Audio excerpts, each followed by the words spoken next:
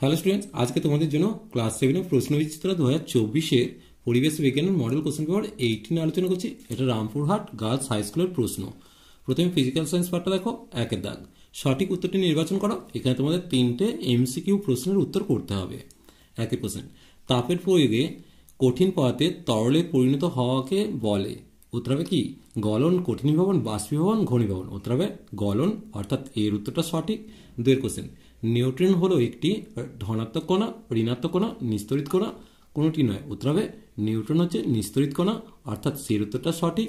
এরপর 3 question, H2+O2 থেকে H2O বিক্রিয়াটি হলো প্রত্যক্ষ সংযোগ, বিয়োজন, বিনিময়, প্রতিস্থাপন বিক্রিয়া। দেখো H2 আর O2 পরস্পর যুক্ত হচ্ছে, তাই এটা প্রত্যক্ষ সংযোগ, অর্থাৎ এর উত্তরটা সঠিক।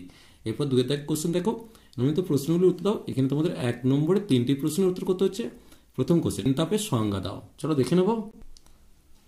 দেখো, একক ভরের বস্তুর উষ্ণতা অপরিবর্তিত রেখে শুধু অবস্থার পরিবর্তন করতে যে পরিমাণ তাপ গৃহীত বা বর্জিত হয় তাকে লীন তাপ বলে। এরপর 2 কোশ্চেন, রাসায়নিক বিক্রিয়া কাকে বলে? চলো দেখে নেব। বিক্রিয়ক পদার্থ বা বিক্রিয়ক পদার্থগুলি থেকে বিক্রিয়াজাত পদার্থ তৈরি হওয়াকে রাসায়নিক বিক্রিয়া বলে। এরপর দেখো 3 কোশ্চেন, মৌলের পরমাণু থেকে এক বা একাধিক ইলেকট্রন বেরিয়ে গেলে কি ধরনের আয়ন উৎপন্ন হয়? উত্তর হবে, যেহেতু ইলেকট্রন বেরিয়েছে তাই ক্যাটায়ন তৈরি হবে, অর্থাৎ উত্তর হবে ক্যাটায়ন। তাহলে এই জায়গায় তোমরা ক্যাটায়ন কথাটা লিখছো। এরপর দেখো 3 দাগের কি দিয়েছে, যে কোনো একটি প্রশ্নের উত্তর দাও। প্রথম কোশ্চেনটা দিয়েছে বিয়োজন বিক্রিয়া কাকে বলে, উদাহরণ দিতে বলেছে। চলো দেখে নেব। এটা তোমরা বইয়ের 98 পাতা থেকে পেয়ে যাচ্ছ, দেখে নাও। তাপ বা তড়িতের প্রভাবে একটা যৌগ ভেঙে একাধিক পদার্থে পরিণত হয়েছে, এরকম বিক্রিয়াকে বিয়োজন বিক্রিয়া বলে। যেমন দেখো, চুনাপাথরকে উত্তপ্ত করলে পোড়াচুন ও কার্বন ডাইঅক্সাইড উৎপন্ন হয়। বিক্রিয়া দেখে নাও, CaCO3 থেকে CaO+CO2, অর্থাৎ ক্যালসিয়াম কার্বনেট ভেঙে গিয়ে ক্যালসিয়াম অক্সাইড ও কার্বন ডাইঅক্সাইড উৎপন্ন হচ্ছে। এরপর কোশ্চেন দিয়েছে, দেখো রাসায়নিক সমীকরণ কাকে বলে? চলো দেখে নেব। দেখে নাও, বিক্রিয়ক ও বিক্রিয়াজাত পদার্থের সংকেত ব্যবহার করে রাসায়নিক বিক্রিয়াটাকে সংক্ষেপে প্রকাশ করে পদ্ধতিকে রাসায়নিক সমীকরণ বলে। তাহলে এখানটা লিখবে, বিক্রিয়ক ও বিক্রিয়াজাত পদার্থের সংকেত ব্যবহার করে রাসায়নিক বিক্রিয়াকে সংক্ষেপে প্রকাশ করার পদ্ধতিকেই রাসায়নিক সমীকরণ বলে।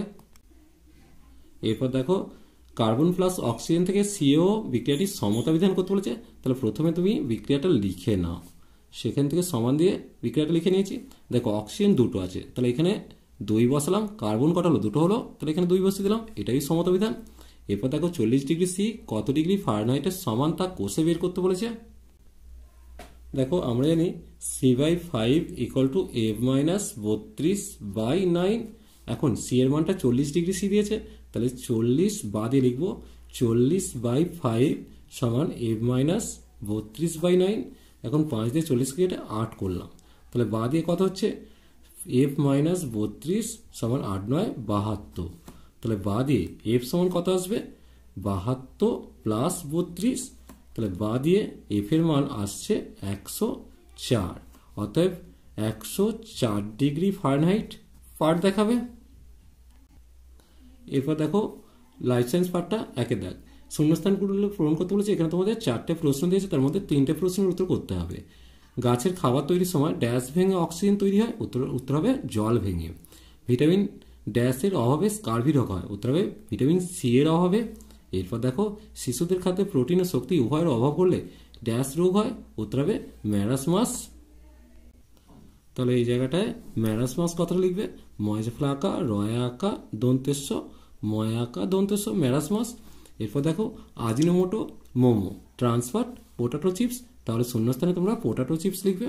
এরপর দেখো 2 দাগ দিয়েছে, বাম স্তম্ভের সঙ্গে ডান স্তম্ভ মিলিয়ে লিখতে বলেছে। চলো দেখে নেব। প্রথমে আয়োডিন। আয়োডিন হচ্ছে মানসিক বৃদ্ধি ও বুদ্ধি নিয়ন্ত্রণ করে, অর্থাৎ এটা 1 নম্বর হলো।